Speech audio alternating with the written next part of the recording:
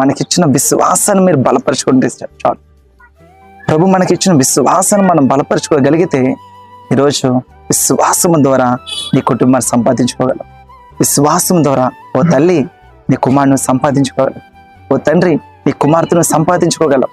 ఈరోజు వ్యసనాల్లో, అయితే ప్రేమలో, లేకపోతే ఇతర అన్య కార్యాల్లో, తాగుల్లో వాళ్ళు బానిసలైపోయి ఉన్నారా? వారు రక్షించబడాలా? ఈరోజు దేవుడు మనకి ఇస్తున్నాడు. ప్రభునందు విశ్వాసం ఉంచము, అప్పుడు నీవు, నీ ఇంటి వారందరూ కూడా రక్షించబడతారు. విశ్వాసం ఉంచుదామా? వినుట వలన విశ్వాసం కలుగుతుంది. ఈరోజు దేవుడు వాక్యం వింటున్నారా? మీరు ఎక్కడ ఉన్నప్పటికీ కూడా మీ దగ్గర ఉన్న సంఘానికి మీరు వెళ్ళండి, వాక్యం పంచుకోండి, వాక్యం వినండి, బలపడండి. అలాగే ఆన్లైన్లో జరుగుతున్న ఈ యొక్క ప్రోగ్రాం మీరు వెంబడించండి, ప్రార్థన చేయండి, విశ్వాసంతో ఉండండి. ఖచ్చితంగా నీవు, మీ ఇంటి వారు ఖచ్చితంగా రక్షించబడతారు. దేవుడు కొద్ది మాటలు దీవించను గాక.